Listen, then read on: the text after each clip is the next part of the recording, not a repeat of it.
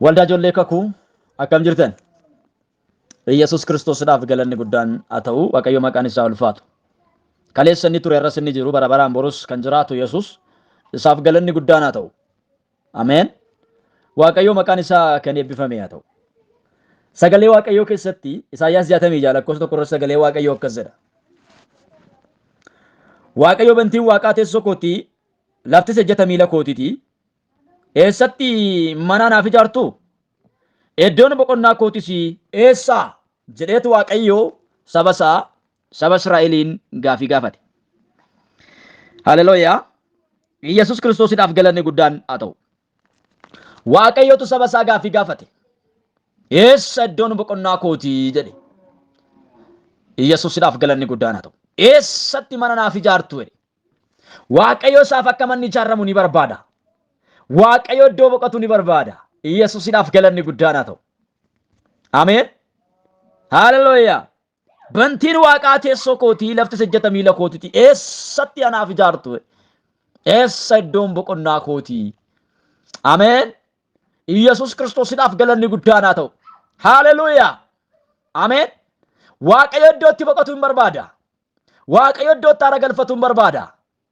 Waaqayyo iddoon boqonnaa kootii eessa jedhee saba isaa gaafata. Har'a sanaaf isin Waaqayyo nu gaafata. Ameen. Bantiin Waaqaa teessoo isaa inni ta'e, lafti ejjeta miila isaa kan ta'e Waaqayyo har'a sanaaf isiniin eessa iddoon boqonnaa koo jechaa jira. Yesus Kiristoosiidhaaf galanni guddaan haa ta'u. Iddoon boqonnaa Waaqayyoo eessa laata? Bakkitti Waaqayyoo boqotu eessa laata? Bakkitti Waaqayyoof manni ijaaramu eessa laata? Utubaan mana Waaqayyoo eessa dhaabachuu qaba laata? Lafti ejjeta Waaqayyoo eessa ta'uu qaba laata? Iddoon teessuma Waaqayyoo eessa ta'uu qaba laata? Samiin teessoo kootii, laftis ejjeta miila kootiiti. Eessatti anaaf ijaartu jedhee Waaqayyo saba isaa gaafate. Har'a sanaaf isin Waaqayyo gaafii nu gaafata. Waaqayyo garuu boqochuu ni barbaada. Iddoon boqonnaa isaa garuu eessa? Waaqayyo aara galfachuu barbaada. Iddoon itti aara galfatu eessa? Yesuusiidhaaf galanni guddaan haa ta'u. Eessa sin jedha obboleettii koo galgala kana Waaqayyo? Eessan boqodha sin jedha Waaqayyo? Meeshan boqodha sin jedha Waaqayyo? Iddoon boqonnaa koo eessa sin jechaa jira galgala kana Waaqayyo? Yesuusiidhaaf galanni guddaan haa ta'u. Waaqayyo bantiin Waaqaa teessoo kooti, laftis ejjeta miila kootiiti. Eessatti mana anaaf ijaartu? Iddoon boqonnaa kootiis eessa? Maakaatorraa baadiyaa baas. Yesuusiidhaaf galanni guddaan haa ta'u. Ameen. Eessa boqota Waaqayyo? Lafi Waaqayyo boqotu eessa? Eessa barcumii Waaqayyo? Eessa teessumni Waaqayyo? Waaqayyo eessa boqota? Iddoon argama Waaqayyoodhaa eessa laata? Bakki buufata Waaqayyoo eessa laata? Godoon Waaqayyoo eessa laata? Argamni Waaqayyoo eessa laata? Eessa? Yesuusiidhaaf galanni guddaan haa ta'u. Eessatti anaaf mana ijaartu jedhe. Iddoon boqonnaa kootillee eessa jedhee Waaqayyo saba isaa gaafate. Har'a sanaaf isin Waaqayyo ni gaafataa jira. Boleessa koo boleettii ko. Waaqayyo iddoo boqonnaa barbaada. Waaqayyo lafatti boqotu barbaada. Waaqayyo iddootti boqotu barbaada. Lafi boqonnaa Waaqayyo eessa laata? Iddoon boqonnaa Waaqayyo eessa laata? Bakki Waaqayyotti boqotu eessa laata? Macaafni qulqulluun hoo maal jedha laata? Yesuusiidhaaf galanni guddaan haa ta'u. Garaan Waaqayyo eessatti boqota? Iddoon boqonnaa Waaqayyo eessa? Boleessa koo boleettii koo dhaga'i. Waaqayyo irra si gaafataa jira. Waldaa kiristaanaa dhaga'i. Waaqayyo irra si gaafataa jira. Qulqulloota dhagaa. Waaqayyo irra si gaafataadha. Iddoon boqonnaa kootii eessa? Lafeen itti boqodhu eessa? Lafeen itti aara galfadhu eessa? Yesuusiidhaaf galanni guddaan haa ta'u. Seera uumamaa keessatti Waaqayyo guyyaa ja'affaatti nama uume torbaffaa irratti ni boqoteedha. Yesus Kiristoosiidhaaf galanni guddaan haa ta'u. Seerri uumamaa waan nu yaadachiisuu qaba. Boleessa koo boleettii koo. Seerri uumamaa waan nu yaadachiisuu qaba. Waa yaadachuu qabda yoo seera uumamaa yaadattu. Nama erga uume Waaqayyo hin boqote jedha macaafni. Nama erga uume Waaqayyo hin boqote. Nama erga uume Waaqayyo hin boqote. Guyyaa ja'affaatti nama uume. Guyyaa ja'affaa booddee gaafa guyyaa torbaffaa hin boqoteedha.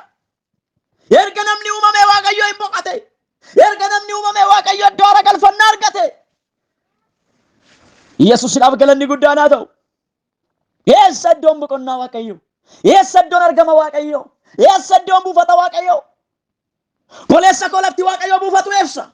Obboleettii koo lafti Waaqayyo buufatu eessa? Har'as Waaqayyo gaafii kana nu gaafata. Har'as Waaqayyo gaafii kana si gaafata. Har'as Waaqayyo gaafii kana tokkoon keenya ni gaafata. Eessa? Bakki argama Waaqayyo eessa? Iddoon buufata Waaqayyo eessa? Waaqayyo eessa iddoo kan buufata? Buufachuu barbaada Waaqayyo. Boqachuu barbaada Waaqayyo. Haara galfachuu barbaada Waaqayyo. Boqonnaa barbaada Waaqayyo. Iddoon argama isaa, iddoon buufachuu isaa eessa laata? Eessa? Eessa jedhee saba isaa gaafate Waaqayyo. Eessa boqonnaa saba isaa gaafate Waaqayyo. Eessa haara galfatee saba isaa gaafate Waaqayyo. Yesuusiidhaaf galanni guddaan haa ta'u. Kutaadhuma kanarratti akkas jedhee dubbateera. Daqiiqaa muraasa keessatti walii wajjin dubbii dinqii ta'e walii wajjin ilaalla. Yesuus Kiristoosiidhaaf galanni guddaan haa ta'u. Haaleluyyaa. Erga kana jedhee booda Waaqayyo maal jedhee? Kana hundumaa harka kootu hojjete. Wanti kun hundinuus akkasumaan hin ta'ani. Ani gara isa gadi deebi'aa fi isa hafuura cabaa gara isa yommuudhaan itti dubbadhu hollatu nan ilaala. Yesuusiidhaaf galanni guddaan haa ta'u. Iddoon argama Waaqayyo, iddoon buufata Waaqayyo, iddoon argama Waaqayyo, iddoon buufata Waaqayyo, iddoon teessuma Waaqayyo, lafti Waaqayyo itti boqotu, iddoon boqonnaa Waaqayyo ilma namaadha. Innis isa Waaqayyo yommuu itti dubbatu sodaatu. Isa Waaqayyo yommuu itti dubbatu Waaqayyoodhaaf bulu. Isa yaada Waaqayyoodhaaf jiraatu. Isa akka dubbii Waaqayyootti jiraatu. Isa Waaqayyoon sodaatu. Isa Waaqayyoodhaaf gadi jedhe isa hollatu isa sodaatu. Ani gara san ilaala jedhe Waaqayyo. Iddoon buufata koo achi jedhe Waaqayyo. Iddoon argama koo achi jedhe Waaqayyo. Lafti argama koo, lafti buufata koo achi jedhe Waaqayyo. Si keessa buufachuu barbaada Waaqayyo. Sitti boqachuu barbaada Waaqayyo. Seera uumamaa keessatti Waaqayyo erga nama uumeen boqateedha. Maaliif jennaan? Yesuusiidhaaf galanni guddaan haa ta'u. Namarraa Waaqayyo bifa isaa kaa'eera. Kana jechuun amala isaa kaa'e, yaada isaa irra kaa'e. Yesuusiidhaaf galanni guddaan haa ta'u. Hallelujah. Waan ofii uume hundumaa harka namaatti kenne. Namni haa eeguuf, haa tottolchuuf, haa miidhagsuuf itti kenne. Waan hundumaa irratti mootii isa godhe.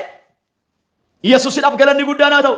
Hundumaa akka inni hoogganuuf, hundumaa akka inni bulchuuf ilma namaatti dabarsee kenne. Ilma namaa Waaqayyo mootii taasise. Ilma namaa Waaqayyo waan hundumaa irratti mataa taasise. Yesuusiidhaaf galanni guddaan haa ta'u. Kanaaf Waaqayyo akkas jedhe yommuu ani itti dubbadhu sagalee koo dhaga'ee kan hollatu, dubbii koo dhaga'ee kan hollatu, anaaf kan jiraatu, anaaf kan bulu, ani isa keessa hin jiraadha jedhe Waaqayyo. Iddoon argama koo achi jedhe, iddoon buufata koo achi jedhe. Eenyu nama isa sodaatu keessa. Waaqayyoon hin sodaattaa? Waaqayyoof hin jiraattaa? Akka dubbii Waaqayyootti hin jiraattaa? Akka sagalee Waaqayyootti hin jiraattaa? Yoos Waaqayyo si keessa buufata ka. Yoos Waaqayyo si keessa jiraata. Yoos manni Waaqayyoo si. Yoos iddoon argama Waaqayyoodhaa si. Yoos lafti boqonnaa Waaqayyoodhaa si. Waaqayyo akkasitti gammadu yoo barbaadde, Waaqayyo si keessa akka buufatu yoo barbaadde, Waaqayyo si keessatti akka argamu yoo barbaadde, dubbii isaadhaaf ajajami, dubbii isaadhaaf buli. Yoo inni sitti dubbatu Waaqayyoon sodaadhu, Waaqayyoodhaaf jiraadhu. Namni Waaqayyoof jiraatu, namni Waaqayyoon sodaatu, Waaqayyo isa keessa buufata. Waaqayyo si keessa jiraata. Atis Waaqayyo keessa jiraatta. Waaqayyoollee si keessa jiraata. Waaqayyoodhaaf buli, Waaqayyoon sodaadhu. Yesuusiidhaaf galanni guddaan haa ta'u. Nama Waaqayyoon sodaatu keessa Waaqayyo ni buufata. Nama Waaqayyo bulu keessa Waaqayyo ni buufata. Nama Waaqaaf jiraatu keessa Waaqayyo ni jiraata. Waaqayyo akkasi keessa jiraatu yoo barbaadde, Waaqayyo akkasi faana jiraatu yoo barbaadde, Waaqayyoodhaaf buli, Waaqayyoon sodaadhu, Waaqayyoof jiraadhu. Yesuusiidhaaf galanni guddaan haa ta'u. Waaqayyo nama isaa jiraatu barbaada. Waaqayyo nama isaa bulu barbaada. Waaqayyo nama isaa sodaatu barbaada. Waaqayyo nama isaaf gadi jedhu barbaada. Waaqayyo yommuu inni itti dubbatu nama hollatu barbaada. Nama boquu jabeessan barbaadu Waaqayyo. Nama mataa jabaatu barbaadu Waaqayyo. Nama abboomamne barbaadu Waaqayyo. Nama ajajamu barbaada Waaqayyo. Nama gadi jedhu barbaada Waaqayyo. Haleluuyaa. Gadi jetta taanaan, hin abboomamta taanaan ati mana Waaqayyooti. Waaqayyo si keessa jiraata. Haleluuyaa. Afurri Waaqayyo isin keessa jiraata gaafa jedhu Macaafni Qulqulluun nama hunda keessa jiraata jechuu miti. Warra isaaf bulan keessa jiraata. Warra isa sodaatan keessa jiraata. Waaqayyoon sodaata taanaan Waaqayyo si keessa jiraata. Waaqayyoon bulta taanaan Waaqayyo si keessa jiraata. Dubbii isaa dhageessee hollata taanaan Waaqayyo si keessa jiraata. Ani gara san ilaala jedhe Waaqayyo. Gara kee ilaala Waaqayyo. Gara kee ilaala Waaqayyo. Waaqayyo gara kee haa ilaalu. Yaa nama gadi jettee bultu, yaa nama sodaattee bultu, yaa nama Waaqayyoodhaaf jiraattu, yaa nama wanta hundumaa dhiistee Waaqayyoof faana deemtu, Waaqayyo gara kee haa ilaalu. Waaqayyo gara kee haa ilaalu. Waaqayyo gara kee haa ilaalu. Waaqayyo gara kee haa ilaalu. Gara kee ilaala Waaqayyo. Yesuusiidhaaf galanni guddaan haa ta'u. Haleluuyaa. Gara kee ilaala Waaqayyo. Gara kee ilaala. Nama Waaqayyoof bulu Waaqayyo hin barbaada. nama isa sodaatu barbaada Waaqayyo, nama isaaf jiraatu barbaada Waaqayyo, nama gadi jedhee isaaf hojjetu barbaada Waaqayyo. Maqaa Yesuus Kiristoositiin warra gadi jettan, warra sodaattan ta'a. Yesuusiidhaaf galanni guddaan haa ta'u. Gooftaan sinaa eebbisu, eebbifamaa. Egaa daqiiqaa akka kanaatti sagalee Waaqayyoo isa mi'aayaa ta'e walii wajjin ilaaluu dandeenyeerra. Kan ammoo isa tunuuf godhe isarraa waan nu ta'eef wanti hundumtuu isarraa isaaf nu ta'e waan ta'eef isaaf galanni guddaan haa ta'u. Gooftaan sinaa eebbisu, eebbifamaa. Sheer walii godhaa. Gooftaan sinaa eebbisu, eebbifamaa. Saba Waaqayyoo waldaa ijoollee kakuu Gooftaan sinaa eebbisu, eebbifamaa. Ayyaanni Waaqaa isiniif haa baay'atu. Eebbaaf ta'a maqaa Yesuusitiin. Nama Waaqayyoof bulu, nama Waaqayyoon sodaatu Waaqayyo isa keessa buufata. Gooftaan sinaa eebbisu.